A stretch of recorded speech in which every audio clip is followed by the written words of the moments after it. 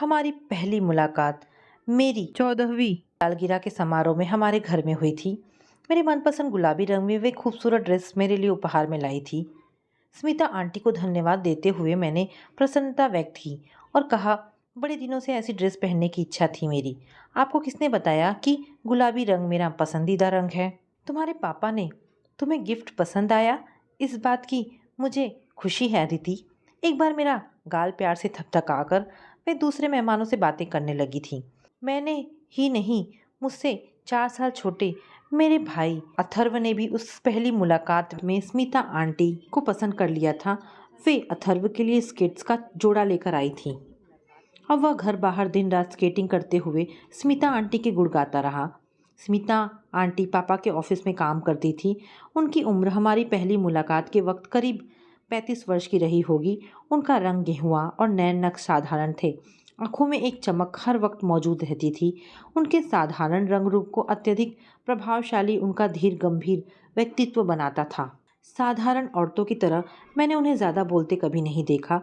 वे कम बोलती थीं और काम की बातें करती थीं। उनके हाव भाव और बोलचाल में भरपूर आत्मविश्वास झलकता था। हल्के रंगों की सूती साड़ियाँ उनके सुगठित शरीर पर बहुत जमती थी। खूबसूरत ना होते हुए भी स्मिता आंटी के प्रभावशाली व्यक्तित्व से सामने वाला बहुत प्रभावित होता था। जन्मदिन समारोह में कुछ देर हमारी अकेले में बातें हुई थी। अभी तुम 9वीं कक्षा में पढ़ रही हो ना? अदिति अपनी बगल वाली कुर्सी पर बैठाकर उन्होंने मुझसे परिचय बढ़ाने की खातिर पूछा था। जी आंटी, मैंने मुस्कुराते हुए जवाब दिया। बड़ी होकर क्या बनना चाहती हो? मैं डॉक्टर बनूंगी आंटी, मैंने जोशीले अंदाज में जवाब दिया। क्यों बनना चाहती हो डॉक्टर तुम? उन्होंने दिलचस्पी दिखाई। मेरी माँ चाहती थी कि मैं डॉक्टर बनूं आंटी। उनके इस सपने को मैं पूरा जरूर करूंगी। यह तो बड़ी अच्छी बात होगी अदिति, खूब दिल लगाकर पढ़ रही हो। जी हाँ आंटी। 8वीं में कितने नंबर आए थे तुम्हारे? 85%, मैंने सकुचाते स्वर में बताया।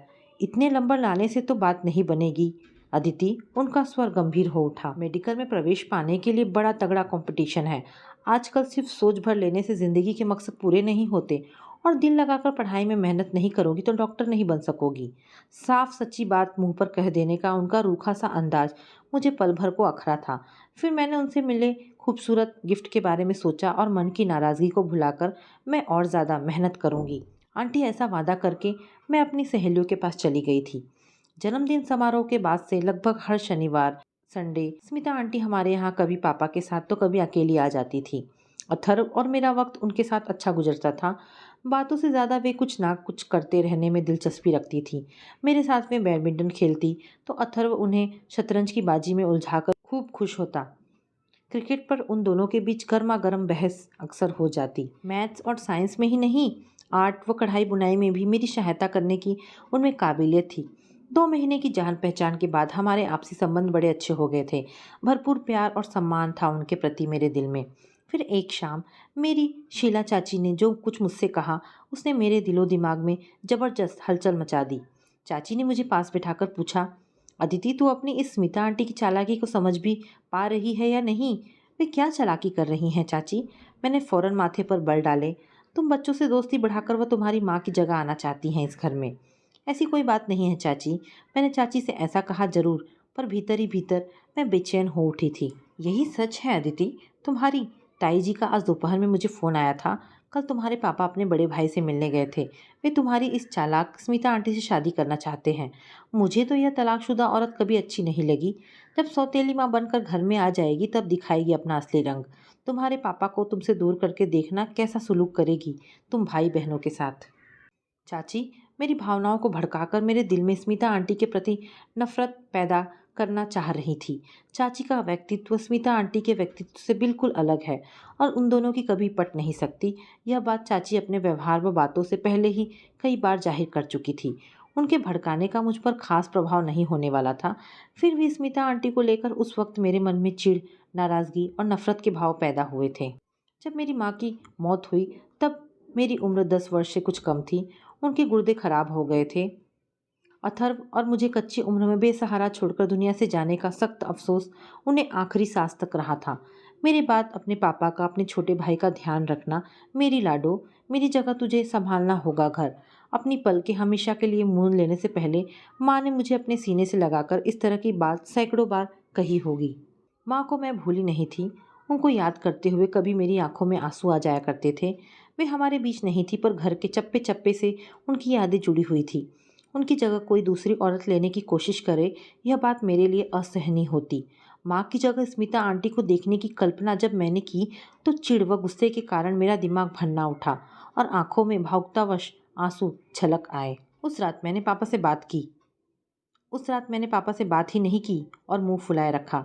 आधा अधूरा खाना अनमने से अंदाज में खाकर मैं अपने कमरे में जा घुसी थी। कुछ देर बाद पापा मेरे पास पलंग पर आकर बैठ गए, पर मैं खामोश लेटी छत पर नजरें जमाए रही। मेरी गुड़िया किसी बात से परेशान है क्या? किसी बात से नाराज है क्या? उनके बार बार ऐसा सवाल करने पर मैं एकाएक फट पड़ी थी। पापा, क्या यह सच है कि आप स्मिता आंटी से शादी कर रहे हैं? उन्हें माँ की जगह घर में ला रहे हैं? कुछ पल खामोशी से मेरा चेहरा निहारने के बाद उन्होंने गंभीर स्वर में जवाब दिया, तुम्हारी स्मिता आंटी एक अच्छी और समझदार औरत है अदिति। वह अथर्व और तुम्हें बहुत पसंद करती हैं। तुम दोनों को बहुत प्यार करती हैं। वह खुद भी अकेली हैं। एक दूसरे के सुख दुख के भागीदार बनने को हम सब मिलकर साथ रहें, इसलिए मैं उसे शादी कर रहा हूँ बेटी। ऐसा मत करो पापा। मैं एकाएक रोने लगी थी। माँ की जगह किसी को घर में मत लाओ। कह दो कि आप स्मिता आंटी से शादी नहीं करोगे, मेरी खुशियों की खातिर। मेरे सिर पर स्नेह भरा हाथ रखकर उन्होंने कहा, अभी तू आराम से सो जा अदिति। इस बारे में कल शांत मन से बात करेंगे हम दोनों। मुझे कुछ बात नहीं करनी है पापा। अपनी प्यारी बेटी की बात मानकर शादी न करने का वादा आपको इसी वक्त करना होगा मुझसे। उनका हाथ अपने दोनों हाथों में पकड़कर मैंने जिद भरे अंदाज में कहा। अपना हाथ धीरे से छुड़ाकर वे उठ खड़े हुए तो मेरे दिल को गहरा सदमा लगा। स्मिता आंटी ने तो अभी से शादी होने से पहले ही आपको मुझसे दूर कर दिया है पापा, मैंने रोते रोते कहा। मुझे नफरत है उनसे। चाहे कुछ भी हो जाए, मैं उन्हें माँ की जगह कभी नहीं लेने दूंगी। इस घर में कभी नहीं लेने दूंगी। मैं करवट बदलकर तकिए में मुंह छिपाकर सुबकने लगी थी। मन के किसी कोने में वह उम्मीद बनी हुई थी कि पापा मेरी बात मानकर मुझे सीने से लगा लेंगे, पर ऐसा नहीं हुआ। वे कई मिनट खामोश खड़े रहे और फिर एक बार मेरे सिर पर हाथ फेरने के बाद कमरे की बत्ती बुझाकर चले गए थे। मेरा रोना सुबकना देर रात तक जारी रहा था। उस रात अथर्व को पापा ने अपने पास सुला लिया था। वह होता तो मैं उससे बात करके अपना मन हल्का कर लेती। अकेली पलंग पर लेटी मैं माँ को याद कर रही थी।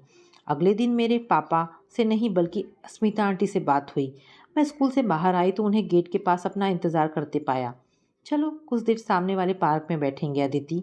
उन्होंने बिना हिचकिचाए बड़े अधिकार से मेरा हाथ थामा और पार्क की दिशा में चल पड़ी। मुझे उनका स्पर्श अच्छा नहीं लगा था, पर किसी तरह का विरोध प्रकट करके मैं अपनी सहेलियों के मनोरंजन के लिए वहाँ तमाशा खड़ा नहीं करना चाहती थी। उनसे कैसी भी बातचीत करने की इच्छा ना होते हुए भी मैं चुपचाप उनके साथ चलती गई। पार्क में हम दोनों एकांत में पड़ी बेंच पर बैठ गए। कुछ पल खामोश रहकर उन्होंने मुझसे सीधा सवाल किया, तुम अपने पापा की और मेरी शादी के क्यों खिलाफ हो अदिति? क्या मैं बहुत बुरी हूँ? मैंने उत्तेजित स्वर में जवाब दिया, आंटी बात आपके अच्छे या बुरे होने की नहीं।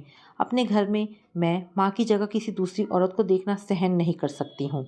मेरी और अथर्व की खुशियों की खातिर आपको पापा से शादी करने का इरादा त्यागना पड़ेगा। और मेरी खुशियों का क्या होगा अदिति? क्या मतलब? उनकी बात मेरी समझ में नहीं आई। मैं तुम्हारे पापा से प्रेम करती हूँ अदिति। उनका साथ व सहारा चाहती हूँ अपनी बाकी बची ज़िंदगी के लिए। और ऐसी ही भावनाएं तुम्हारे पापा भी मेरे प्रति अपने दिल में रखते हैं। क्या हमारी इन भावनाओं का तुम्हारी नज़रों में कोई महत्व नहीं है? मैं आपसे कैसी भी बहस में नहीं उलझना चाहती आंटी। कैसी भी दलीलों के आधार पर आप मेरी सोच बदलवाने में कामयाब नहीं हो पाएंगी। आपको मेरी माँ का स्थान कभी नहीं मिलेगा। मेरी नज़रों में वह स्थान तो बहुत पवित्र है, बहुत महत्वपूर्ण है अदिति, और उसे पाने की इच्छा भी नहीं रखती हूँ मैं। तब क्यों शादी कर रही हैं आप पापा से? मैंने उलझन भरे स्वर में पूछा। मैं तुम्हारे पापा की दूसरी पत्नी तो बनना चाहती हूँ, पर तुम्हारी माँ की जगह नहीं लेना चाहती अदिति। मैं वह स्थान ले ही नहीं सकती। अपने पिता की दूसरी पत्नी जो तुम्हारी भलाई चाहती है, तुम्हें प्यार करती है, के रूप में तुम्हें मुझे स्वीकार करना ही होगा अदिति, क्योंकि तुम्हारे पिता की जीवन संगिनी बनने का इरादा मैं नहीं छोड़ सकती हूँ। उन्होंने ऐसे गंभीर व दृढ़ स्वर में अपनी बात कही कि मैं तर्क वितर्क करने का इरादा त्याग चिड़ी सी उठकर खड़ी हो गई। अगर मेरी चली तो पापा आपसे कभी शादी करेंगे ही नहीं, मैंने रूखे स्वर में कहा। और अगर यह शादी हुई तो आपको मैं पापा की दूसरी पत्नी मानकर ही सहन कर सकूंगी। लाड प्यार जताकर भी कभी मेरी माँ बनने की कोशिश मत करना आप।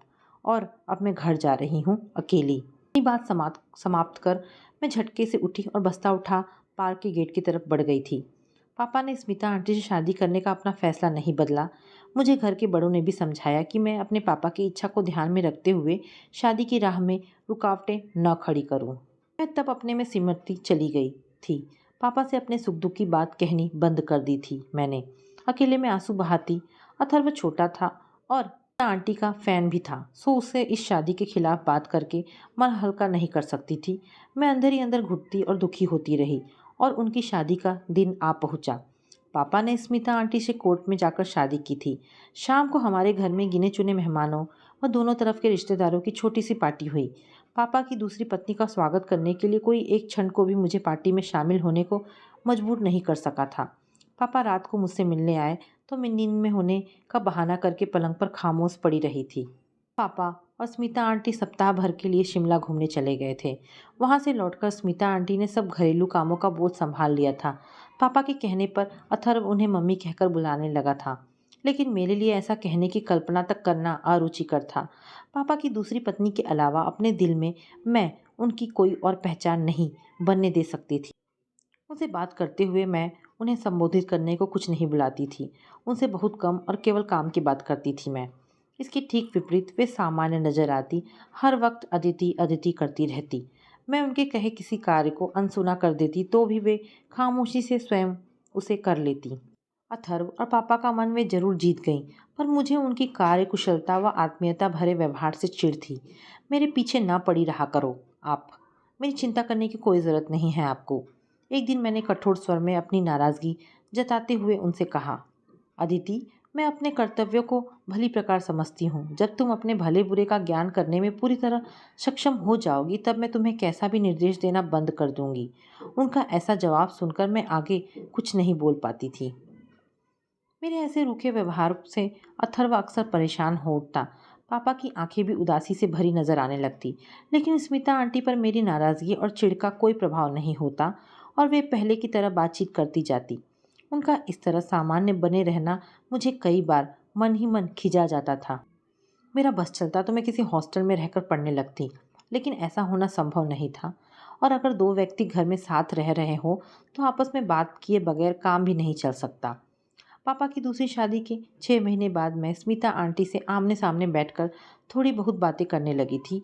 कभी खुलकर अपने मन की बात नहीं कही मैंने उनसे, पर उनकी घर में उपस्थिति मात्र से मुझे शिकायत होनी बंद हो गई थी। बारिश के मौसम में मुझे बुखार हो गया। तेज बुखार में बदन पूरी तरह से टूट रहा था। भूख लगनी बंद हो गई और कमजोरी के कारण बैठते ही चक्कर आते थे। तब स्मिता आंटी ने दफ्तर से सप्ताह भर की छुट्टी लेकर मेरी देखभाल की थी। मुझे प्यार से या डांट फटकार कर जबरदस्ती कुछ ना कुछ खिलाती रही। बुखार उतारने के लिए डॉक्टर की हिदायत के अनुसार घंटा घंटा भर लगातार माथे पर गीली पट्टी रखती थी। मेरे पास बैठकर अखबार की खबरें मुझे सुनाती।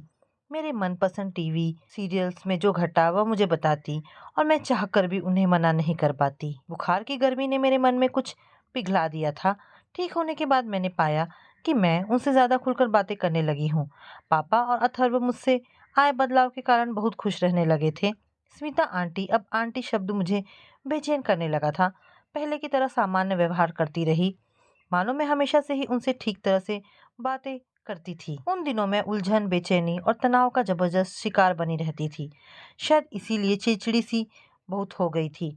ऐसे में मेरी पढ़ाई पर बुरा असर पड़ना ही था। 10वीं की बोर्ड की परीक्षाओं में मैं मात्र 78% नंबर ही ला पाई। सभी रिश्तेदार और परिचित मेरे डॉक्टर बनने की इच्छा से वाकिफ थे। मेरा परिणाम सुनकर हर व्यक्ति यही राय जाहिर करता कि अब मेरा डॉक्टर बनना असंभव है। उन लोगों की ऐसी बातें सुनकर मेरा आत्मविश्वास पूरी तरह से डगमगा गया। मैं माँ की इच्छा पूरी नहीं कर सकूंगी, इस बात का मुझे गहरा सदमा लगा। हीन भावना और उदासी की शिकार होकर मैं अपने कमरे में बंद रहने लगी। कुछ दिन स्मिता आंटी मुझे यूं उदास और गुमसुम पड़ा खामोशी से देखती रही। फिर एक दिन सुबह 5 बजे उन्होंने मुझे जगा दिया। आज से, इसी क्षण से सुस्ती और उदासी को तुम सदा के लिए छोड़ रही हो अदिति। अब कमर कस के तैयार हो जाओ। उनकी आवाज में भरपूर जोश समाया था। किस लिए तैयार हो जाऊं? मैंने उलझन भरे स्वर में पूछा। अपनी माँ का सपना पूरा करने के लिए, डॉक्टर बनने के लिए। अब वह सपना अधूरा बिल्कुल नहीं रहेगा। उन्होंने मेरे मुंह पर हाथ रखकर आत्मविश्वास भरे स्वर में कहा, मेहनत और लगन हो तो इंसान के लिए कुछ भी करना असंभव नहीं है। हर कदम पर मैं तुम्हारे साथ हूँ। तुम डॉक्टर जरूर बनोगी। स्मिता आंटी को उस क्षण से पहले मैंने कभी भावुक अवस्था में नहीं देखा था। गंभीर रहकर अपना काम करते रहना उनके व्यक्तित्व की पहचान थी। इस क्षण भावावेश से कांप रही उनकी आवाज सुनकर मैं मन ही मन कुछ ऐसी हैरान हुई कि उन्होंने जो कहा वह मैं करती चली गई। आगामी कुछ दिनों से मेरी पूरी दिनचर्या ही बदलवा दी थी उन्होंने। सुबह 5 बजे उठकर मैं 20 मिनट कसरत करती तो स्मिता आंटी मेरा साथ देती। फिर 1 घंटा कोई मुश्किल सबक याद करती, क्योंकि उनके अनुसार सुबह याददाश्त अच्छी तरह कार्य करती है। स्कूल जाने से पहले वे रोज मेरे साथ मेरी माँ की तस्वीर के सामने आकर खड़ी होती।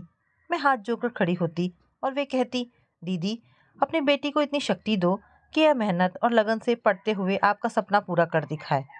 इसका हौसला कभी ना टूटे, इसका आत्मविश्वास कभी ना डगमगाए। स्कूल से लौटकर आने के बाद मेरे पढ़ने का समय उन्होंने तय कर दिया था। हमारे यहाँ टीवी का चलना एकदम कम हो गया। वे खुद बीएससी तक पढ़ी थी और मुझसे याद किया गया पाठ अक्सर सुन लेती थी। मैं जब तक जागती उन्हें अपने इर्द गिर्द घूमते पाती।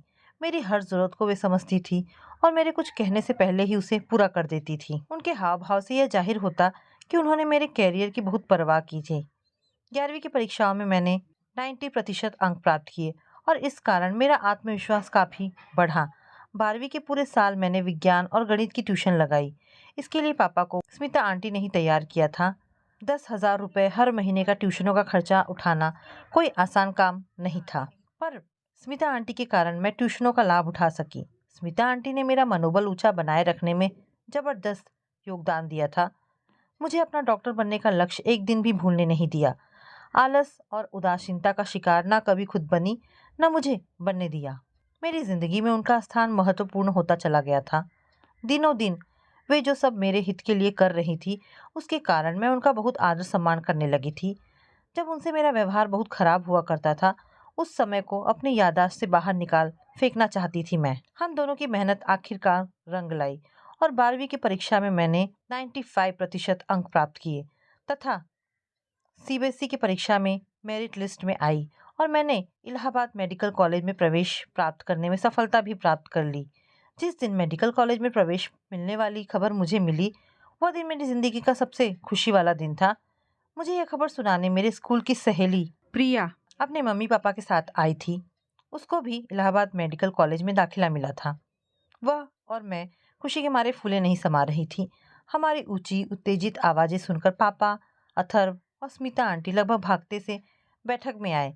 पापा, मुझे इलाहाबाद मेडिकल कॉलेज में प्रवेश मिल गया है, कहकर मैं उनके सीने से जा लगी। पहले मैंने पापा का परिचय प्रिया के मम्मी पापा से कराया और फिर आंटी का हाथ अपने हाथों में लेकर भावुक स्वर में बोली, अंकल आंटी, मेरी सफलता का श्रेय सबसे पहले और सबसे ज्यादा इन्हें जाता है। आप मिलिए मेरी मम्मी से। पापा मेरी बात सुनकर पहले चौंके और फिर उनकी आंखों में उसी पल खुशी के आंसू झलक उठे। अथर्व पहले मुंह बाएं मेरा मुंह देखता रहा और फिर अजीब सी उत्तेजना का शिकार होकर तालियां बजाता नाचने लगा। मेरी अपनी पलकें भीग गई थी। मैं कुछ और भी कहती पर मेरा गला रूंध गया। अपनी स्मिता आंटी नहीं, अपनी मम्मी के सीने से लगकर एकाएक सुबकने लगी थी। बहुत भावुक है मेरी बेटी। मेरे सिर पर स्नेह भरा हाथ फिराती मेरी मम्मी ने कहा, यह इसकी कमजोरी भी है और इसकी ताकत भी। आप बैठिए, इस खुशी के मौके पर मैं सबका मुंह मीठा कराती हूँ। वे मेरा हाथ थामकर मुझे बैठक से बाहर ले आईं और हम दोनों मेरी माँ की तस्वीर के सामने जा खड़ी हुई। इस बार अपनी मम्मी के कुछ बोलने से पहले ही मैं माँ की तस्वीर से बोल पड़ी। माँ देखो, मम्मी के सहयोग से मुझे मेडिकल कॉलेज में दाखिला मिल गया है। मम्मी के मार्गदर्शन, इनके मन की दया, वो ममता और निस्वार्थ प्रेम करने की क्षमता मेरी जिंदगी में यह खुशी का दिन लाई है। आप दोनों के लिए मेरे दिल में प्यार और सम्मान एक साथ मौजूद रह सकता है। इस तथ्य को जब से मैंने समझा है, मेरे दिल की सारी उलझनें दूर हो गई हैं। आपकी दुनिया से असमय चले जाने के कारण हमारे दिलों में हुए जख्मों ने मम्मी के प्यार के मलहम के कारण टिसना बंद कर दिया है। माँ, उस दिन पापा की दूसरी पत्नी को मैंने अपनी पहली माँ के समक्ष लाकर मम्मी मान लिया था। मम्मी ने भाव विभोर हो मुझे अपने गले से लगा लिया। हम दोनों की आंखों से आंसू बह रहे थे। निसंदेह ये आंसू हमारे मन के सुख, संतोष और खुशियों को दिखा रहे थे। तो दोस्तों ये कहानी यहाँ पर समाप्त होती है। आशा करती हूँ कहानी पसंद आई होगी। अगर कहानी पसंद आई है तो प्लीज़ इसे लाइक एंड शेयर करें। धन्यवाद दोस्तों।